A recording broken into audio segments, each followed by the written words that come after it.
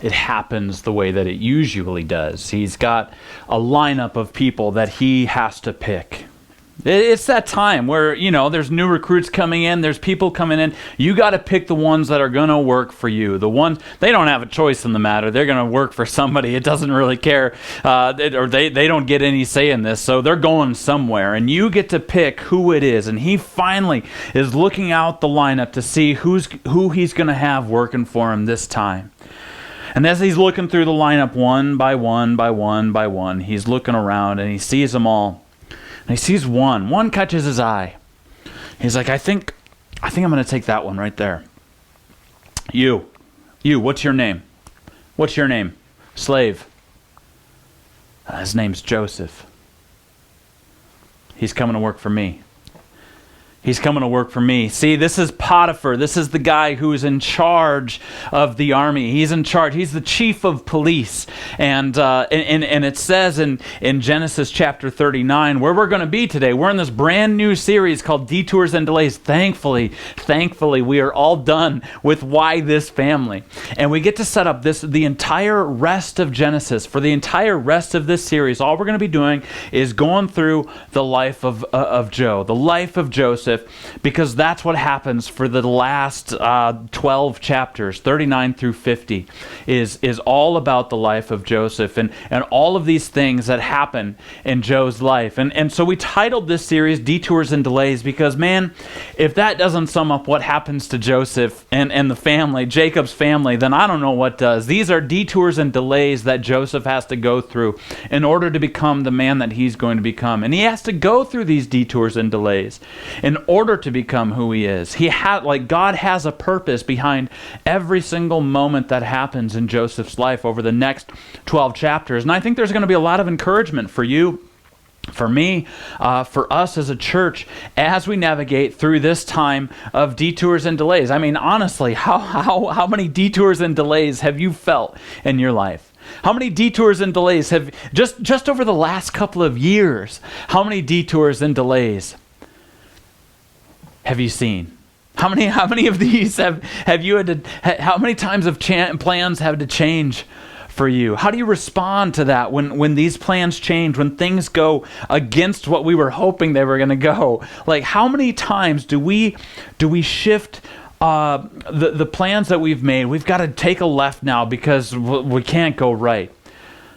There's so many delays in our lives over the last 2 years. I mean, I can't tell you the amount of times that plans have had to change. Even around this time last year, Restoration Church, we're meeting in Right Brain Brewery. For those of you that don't know, that just watch online, we meet in a brewery in Traverse City, Michigan. It's pretty awesome. We love it. You should come check it out sometime if you ever have the time and you're in the area. We'd love to have you. But around this time last year, we had a major delay and a major detour. It started when around last November, right around this time actually, we got word that the brewery was going to be closing down again. Not because of financial hardship, not because of the owners selling out or any of that kind of stuff. No, it was another COVID surge, and at the time, all the restaurants and bars had to shut down again. We had been a church for meeting together for 2 months, September and October. That's all we had. We were gearing up for wintertime. We were doing this whole series of Mountain of a Message from a Mountain on the Sermon on the Mount, and we're getting ready to do that. We're in it a couple of weeks, and then boom, here we are online. Until February. That was a detour. That was a delay. And go back even further, when we started the church, we were going to start the church it was going to look completely different. I don't even know if you would call it a church at that time, but we were just going to be like a small group meeting together on Sunday nights and allowing people to come in, enjoy a service, whatever that looked like, just very low key, I was very not wanting to call it a church. And so we were going to start in May of 2020. We had a date down. We had our small group together. We were going to do this thing. And then COVID happened and everything shut down. We go through these detours and delays, and they form us. They help us out. I'm so glad that we didn't start in May. I'm glad we started in September. And I'm so glad that, honestly, looking back, I'm glad we were able to do that online thing, because it brought us here, and it made me realize, how do I want to do this? What can I do to make this better moving forward? And so it gave us time to regroup, replan. How are we going to connect? Making sure that the service on Sunday morning wasn't always the most important thing, but how are we going to act as a community? And we went through all these detours and delays. So Potiphar is picking out a slave to work for him. I don't know how many slaves he had, but that's where this story picks up in Genesis chapter 39. Last week, we finished Why This Family. There's a little detour, much like, well, see what I did there? On Judah and Tamar, and that was pretty wild. Hope you guys were able to watch the last 5 days that we did on Judgments, but this is a new day, this is a new series, and I'm so glad to be done with all of that, to be honest. All right, so we are in chapter 39. Potiphar is picking out Joseph to be his slave. Now let's start with verse 1. What do you think of the graphic? It's pretty good, right? If you're online, if you're watching on the podcast, sorry you don't get to see it. That's life. All right, here we go. Verse 1, Now Joseph had been brought down to Egypt, and Potiphar, an officer of Pharaoh, the captain of the guard, an Egyptian, that's a title, had bought him from the Ishmaelites who had brought him down there. So Potiphar is the chief of police, essentially. He's the go-to guy for Pharaoh. He's over the prisons. He takes care of the prison guards, all of that kind of stuff. He's kind of a big deal in the house. And so Potiphar, in the land, he's an Egyptian. He works for Pharaoh, and he's an officer of Pharaoh. We're going to get into that in a little bit. And he is the chief of police. So this is probably not a guy you want to mess with if it's the chief of police. This is not like Chief Wiggum of The Simpsons, okay? It's a much bigger deal than Chief Wiggum in Springfield. Got it? Okay, cool. Well, let's keep going. The Lord was with Joseph, and he became a successful man, and he was in the house of his Egyptian master. His master saw that the Lord was with him, and that the Lord caused all that he did to succeed in his hands. I got to stop us again. Joseph is great. He's a great man. The Lord was with Joseph, and he became a successful man. Even as a slave, he's got no authority, really, to speak of. Joseph is a guy who comes into this situation with nothing. And I think that's something that we need to learn as well as Christians, as people, especially in today's society. We think that everything is just handed to us. Like, we should be able to do what we want, have what we want, and make the money that we want, and everything should bow down to our own whims. But we look at this example of Joseph, and he started with nothing. I mean, you can't get lower than a slave, and that's where Joseph is at right now. He's a slave. But it says that the Lord was with him. So maybe, just hear me out, maybe our success doesn't equate God being with us. He's a slave here, and he's successful in what he's doing, and it's because the Lord was with Joseph, and he became a successful man. This didn't happen overnight. See, Joseph was a slave. His main job was to serve. And he probably did it with everything he had. Do people see a difference in your life? The master saw that the Lord was with him, and that the Lord caused all that he did to succeed in his hands. How many people around you are noticing that you are a follower of Christ? Are people around you at your job, at school, like, do they know that you are a follower of Christ?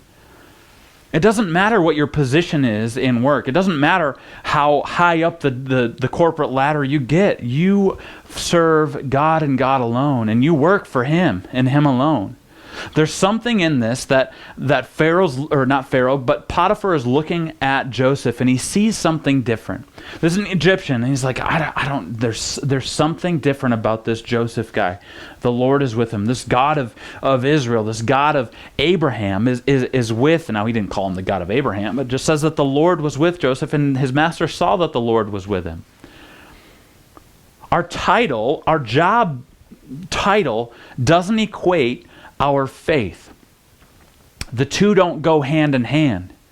Our blessing doesn't come from a job title. Our blessing doesn't come from what we get to do in life. Our blessing comes from God, no matter the circumstance, no matter what we're doing. We do it for the glory of God and for the glory of God alone. So many of us just want a handout nowadays. Like, well, I deserve this, I deserve that. Man, I just don't think we deserve really all that much. We have to work for it. I feel like an old man telling a young kid, you have to work for it. You got to pull yourself up by your own bootstraps type of deal. All right, let's keep going because I got a lot of stuff to go through today. So Joseph found favor in his sight and attended him. And he made him overseer of his house and put him in charge of all that he had. From the time that he made him overseer in his house and over all that he had, the Lord blessed the Egyptian's house for Joseph's sake. The blessing of the Lord was on all that he had in house and in field. So he left all that he had in Joseph's charge, and because of him he had no concern about anything but the food he ate. Now Joseph was handsome in form and appearance. Just throwing that in there. That Joseph was handsome in form and appearance. This story takes about 11 years. This is not an overnight success story. So it says that, he was in time, from the time that he made him overseer in the house of the Lord, and over all that he had, the Lord blessed the Egyptian's house for Joseph's sake.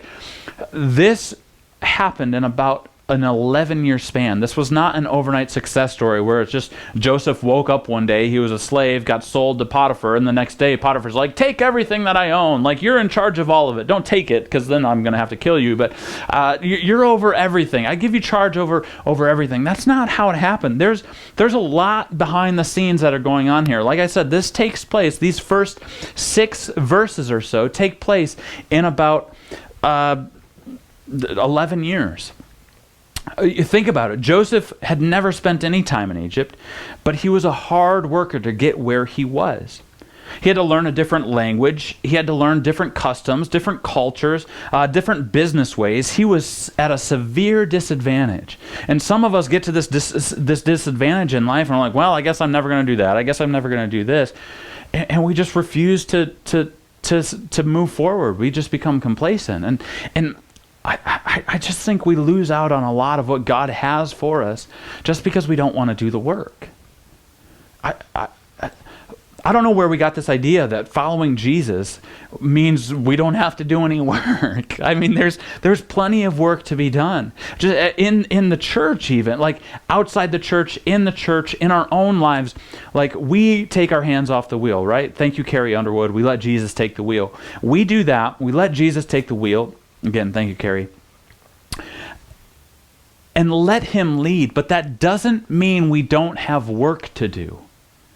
That doesn't mean that we just sit back, drink our coffee, have a bunch of Cheetos, and then just like veg out for the rest of our lives. There's a lot of work to be done. And I think one of the reasons that Potiphar sees that God is with Joseph, that the Lord is with Joseph, is because of Joseph's hard work. He realizes Joseph isn't working for me. These other slaves, they don't work for me the way that Joseph does. There's something different about Joseph, his work ethic, the way that he goes about things. He didn't know the language. He didn't know the culture. He didn't know the customs. Yet he thrived. The Lord blessed him. And I think part of it is because of the hard work that he did.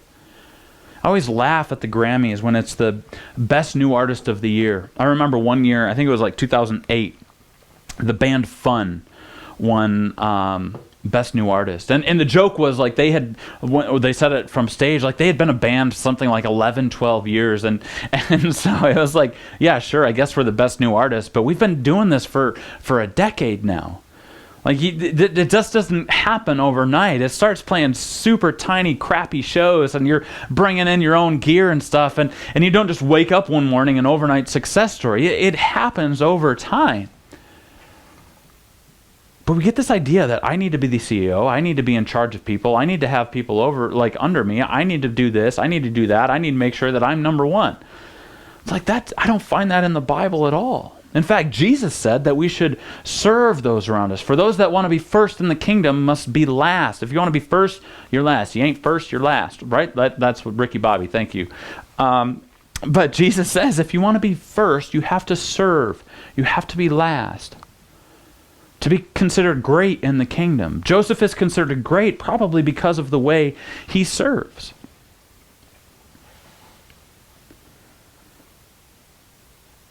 Verse 7, and after a time his master's wife cast her eyes on Joseph and said, lie with me, because he's a good-looking dude. He's very, very attractive person. It says that. Handsome in form and appearance. But he refused and said to his master's wife, behold, because of my master has no concern about anything in the house, and he has put everything that he has in my charge. He is not greater in this house than I am, nor has he kept back anything from me except you, because you are his wife. How then can I do this great wickedness and sin against God? And as she spoke to Joseph day after day, he would not listen to her, to lie beside her, or to be with her. And I am so grateful that this story takes this turn, and not a turn like in chapter 38. For it has been difficult, right? For why this family?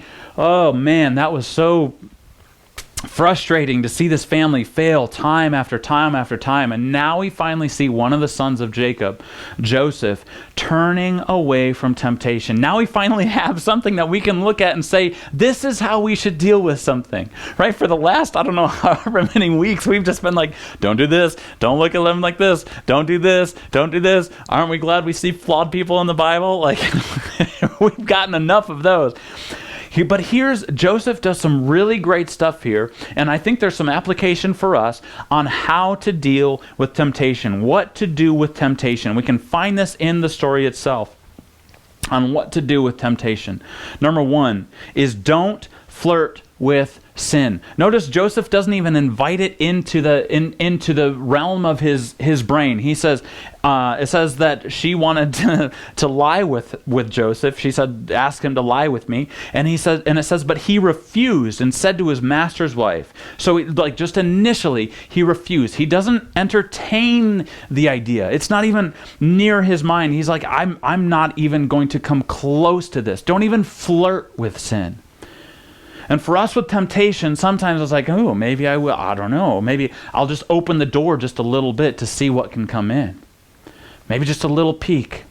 Oh, that website's not too bad. I can go to that website. I know what kind of ads they play, or I know what kind of articles they have, and I might flirt with it just a little bit. But it's not sin. I mean, she's not naked. Don't flirt with sin. He doesn't even open the door in the slightest. Doesn't even entertain the thought of sleeping with Potiphar's wife. Number two, I got to go through these quickly. Look beyond sin. Look beyond sin. He says that, behold, because of me, my master has no concern about anything in the house, and he has put everything that he has in my charge.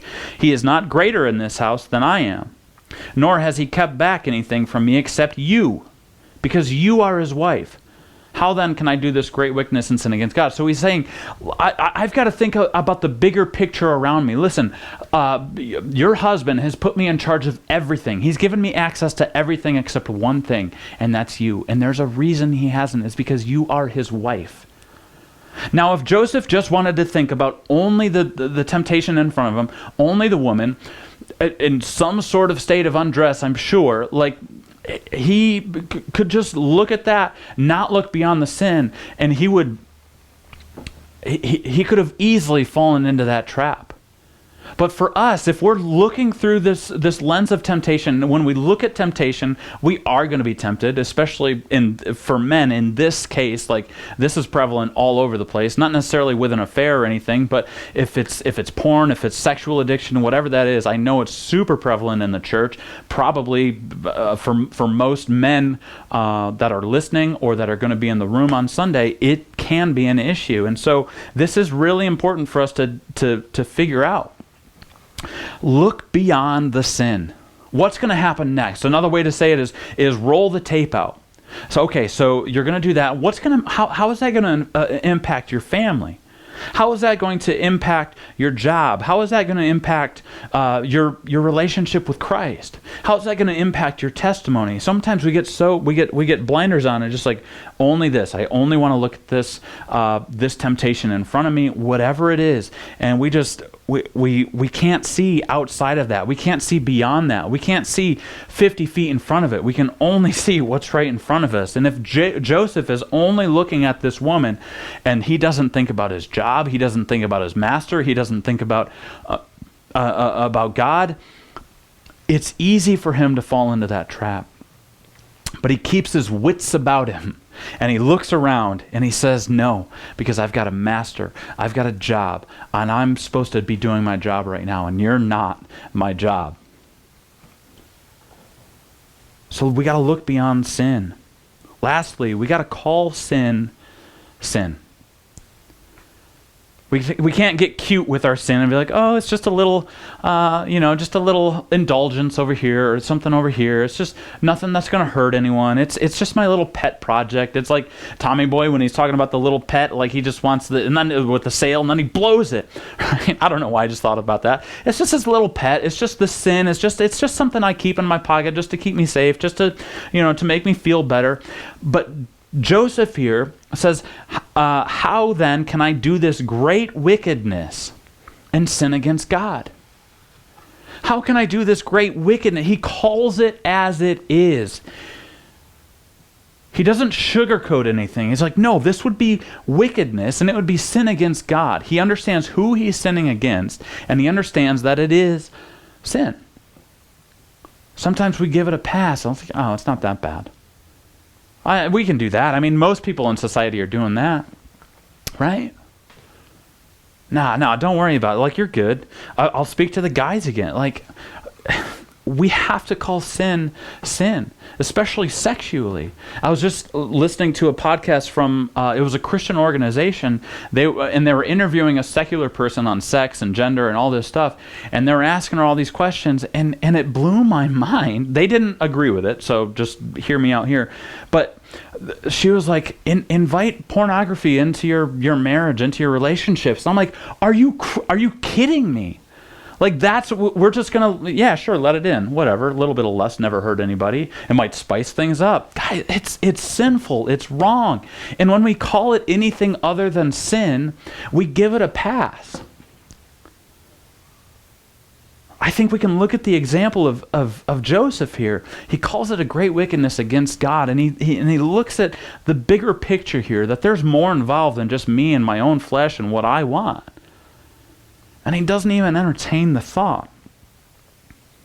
In 1 Corinthians chapter 10, starting in verse 12, Paul writes this, "Therefore, let anyone who thinks that he stands take heed, lest he fall.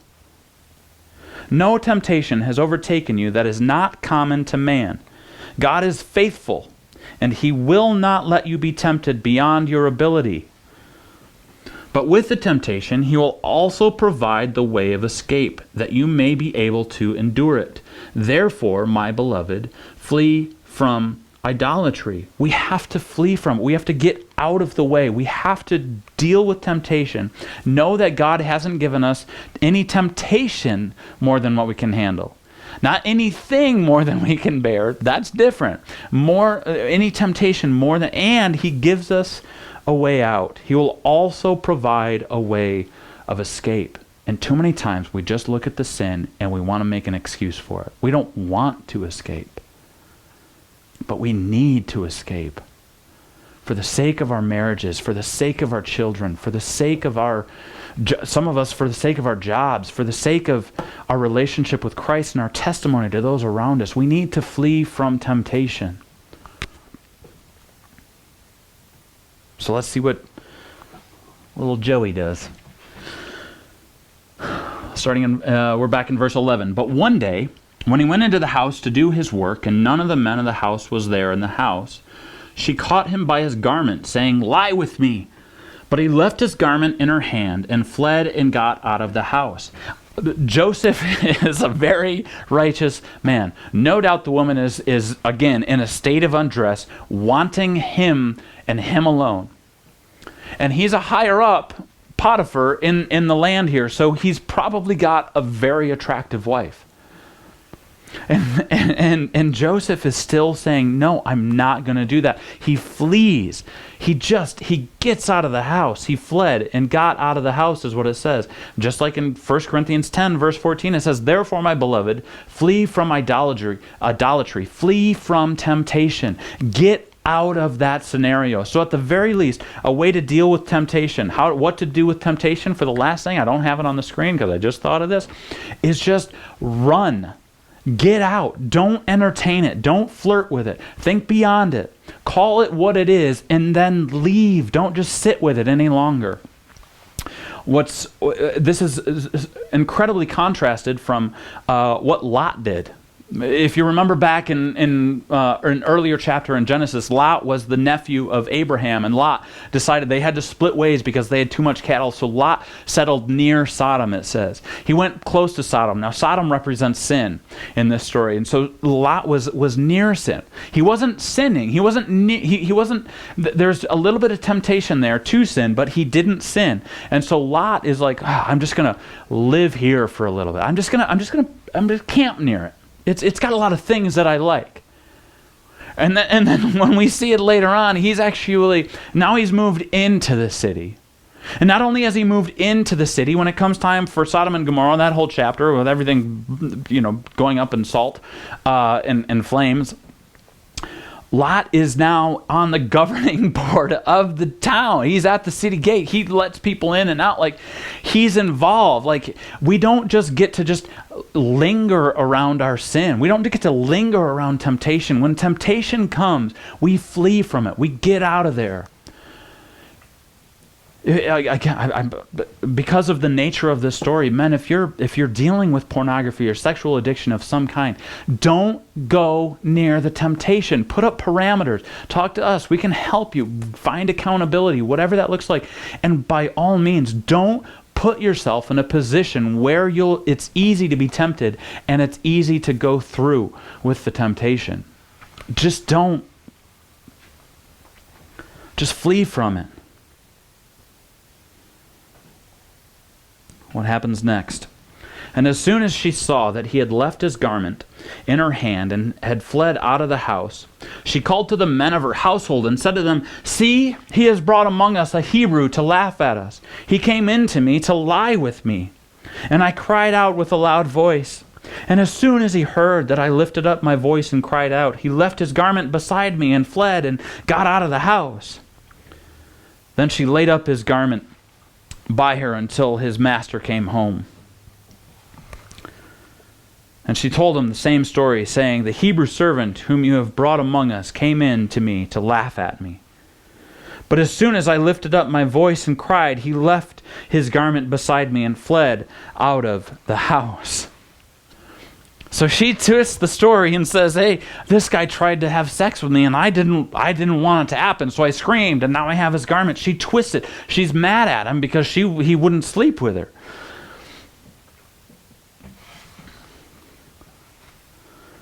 And that's kind of a crappy end to that part of the story, isn't it? Like, hi, wait, what? What? Sometimes doing the right thing sometimes brings painful consequences. Doing the right thing doesn't mean that we're going to be rewarded for doing the right thing all the time. In fact, sometimes we're going to get ridiculed for doing the right thing. We're going to get it handed to us by doing the right thing. And all we have to do is look at the life of Jesus to see that doing the right thing doesn't mean we're going to be prosperous the rest of our lives and that nothing bad is ever going to happen to us. We're not going to be put in precarious situations and life isn't going to fail us and we're not going to feel like failures in life. Man, sometimes doing the right thing means we're going to pay for it. I think it's important to learn that, like, just by doing the right thing doesn't mean you're going to be rewarded in this life. In this life, anyway. Verse 19, as soon as his master heard the words that his wife spoke to him, this is the way your servant treated me. His anger was kindled. And Joseph's master took him and put him into the prison, the place where the king's prisoners were confined, and he was there in prison. So Joseph gets thrown in prison. Now think about the life of Joseph up to this point. He was loved by his father. He was the beloved son of his father. So he came from privilege. He got thrown into a pit. He got rescued out of the pit only to become property. Then he got himself into privilege again. The Lord blessed him and he made himself into a place of privilege again. And then once he's in that place of privilege, once again it gets taken from him, and now he's back in the dumps again. He's in prison. So he's gone from privilege to pit to property to privilege to prison. Boy, God takes us on a journey. And this is one of the good ones. This is the good son of Jacob. This isn't one of the bad ones. This is the good son of Jacob. This is the detour. This is the delay. Sometimes we go through pits. Sometimes it's privilege. Sometimes we feel like property. Sometimes we feel like privilege again. That's just walking with Jesus. Man, I got to tell you, I've been so privileged over the last the last year, just to be able to be able to do this pastor thing at Restoration, to be somebody who's helping plant this church and to be a part of this, and that's been a privilege to me. But there have been pits along the way. There have been times where I felt like property, where I'm just being used. And I don't say this just to like make people feel bad for me, and that's not what I mean. But there's been privilege, and it feels like there's been pits and valleys. And just this last week, last few weeks, it seems like I've gone through a valley, and I see that with my walk with Christ. Is sometimes I'm doing great, sometimes I'm walking great, and then I stumble over something and I fall into a pit for a while, much like Parks and Rec, Chris Pratt. Sorry, my brain goes all over the place sometimes. And I fall into that, and it takes me a bit to get out. And to be completely honest with you guys, the last couple of weeks, I felt like I've been in a pit. Whether it's been moving to a new house and everything, the stress that involves with that, and trying to do this and trying to do that, and make sure we've got stuff for Tarps for Pints, making sure that we're getting community groups. I feel like a failure, honestly, with community groups right now, because I just can't get anyone to commit. I can't get anyone to lead a community group. And I know there's people that want to do them, but there's nobody that'll commit to doing a community group. And so I just sit there and I'm like, man, maybe I'm not a motivator. Maybe I'm not this. And I fall into a pit. And I read this story, and I see that God continues to be with Joseph. He's with him in the privilege. He's with him in the pit. He's with him when he looks like property. He's with him when he's in privilege again. I don't know. And he's with him in prison. That's what the next verse says. But the Lord was with Joseph and showed him steadfast love and gave him favor in the sight of the keeper of the prison. And the keeper of the prison put Joseph in charge of all the prisoners who were in the prison. Whatever was done there, he was the one who did it. The keeper of the prison paid no attention to anything that was in Joseph's charge, because the Lord was with him. And whatever he did, the Lord made it succeed. So even in this pit, even in prison, even while everything seems like it's just closing in on him, Joseph continues to follow God.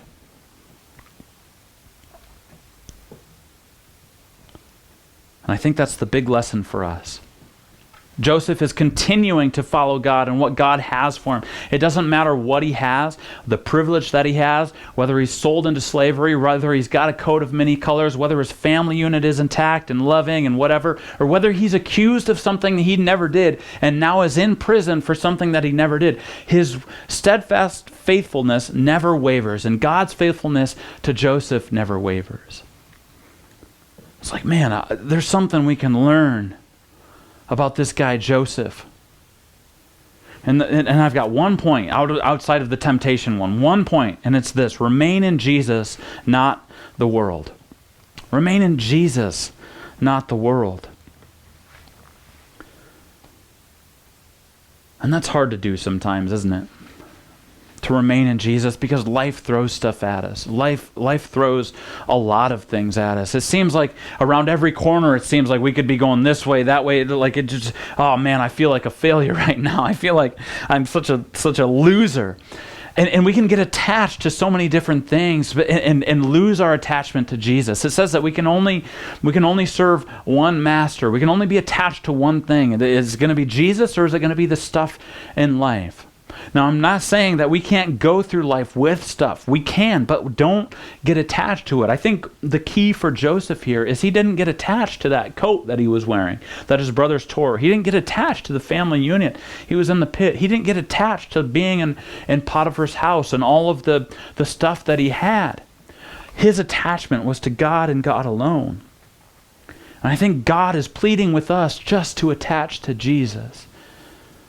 I've said this before, but so many times we try to connect to so many other things, and so many we try to attach to politics. We try to attach to our jobs. We try to attach to our families. We try to attach to our friends, and all of those make horrible gods.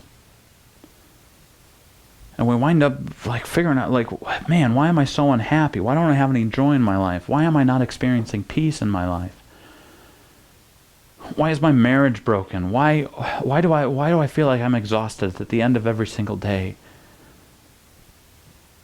Why do I feel so empty inside? It's because we're attached to the wrong things. We're not remaining in Jesus. I know for me, for the last couple of weeks, I've been so attached to the church and just making sure that the church functions properly and that everything's taken care of, community groups and all of these things with Thanksgiving meal coming up. And it's just, and then what are we going to do about Christmas Eve? And then after that, it's just, and what am I going to do about students? How are we going to do kids ministry? All this stuff, and I get so attached to the church and me functioning in the church, and I get detached from Jesus when I get attached to anything except Him. And so instead of me going to Him first and saying, how do I do this? What can I do? God, I'm just one person. I need you to take control of this church. I need you to take control of my life and everything that's in it. I steer it the wrong way time and time again. And I'm reminded of the words that Jesus gave to His disciples. In John chapter 15, we're going to end. Starting in verse 1, it says, I am the true vine, and my Father is the vine dresser. Every branch in me that does not bear fruit, He takes away. And every branch that does bear fruit, He prunes, that it may bear more fruit. Joseph lived a life of privilege, and he got pruned. Some of us might be going through a pruning process right now. It doesn't mean that it's not going to be uncomfortable. It doesn't mean that we're not going to feel hurt and pain over it. But the pruning is necessary for us to produce more fruit. Already you are clean because of the word that I have spoken to you. Abide in me, and I in you, as the branch cannot bear fruit by itself unless it abides in the vine. Neither can you unless you abide in me. I am the vine, you are the branches. Whoever abides in me and I in him, he it is that bears much fruit. For apart from me you can do nothing. If anyone does not abide in me, he is thrown away like a branch and withers, and the branches are gathered and thrown into the fire and burned. If you abide in me, and my words abide in you, ask whatever you wish, and it will be done for you. By this my Father is glorified, that you bear much fruit, and so prove to be my disciples. As the Father has loved me, so have I loved you. Abide in my love. If you keep my commandments, you will abide in my love, just as I have kept my Father's commandments, and abide in his love. These things I have spoken to you, that my joy may be in you, and that your joy may be full.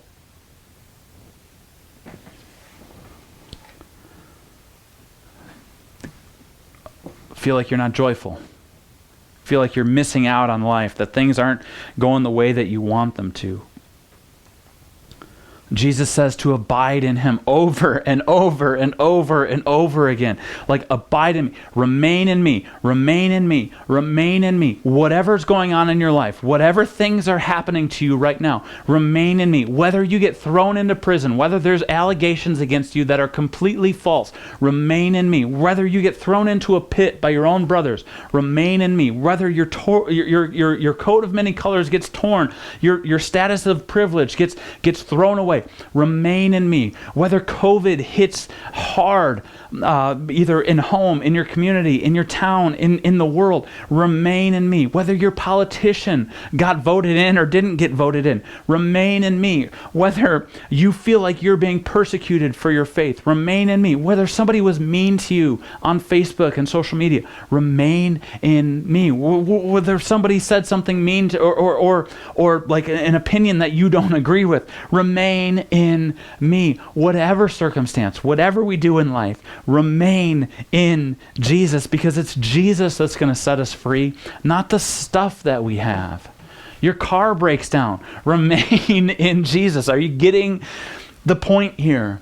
The reason Joseph is successful, the reason Joseph is doing what he's doing, the reason we have the story of Joseph is to see the faithfulness of God. And see how Joseph never gets too far down in the dumps, never gets too high. His focus remains the same. It's on God. And I hope we can be a church that looks more like Joseph.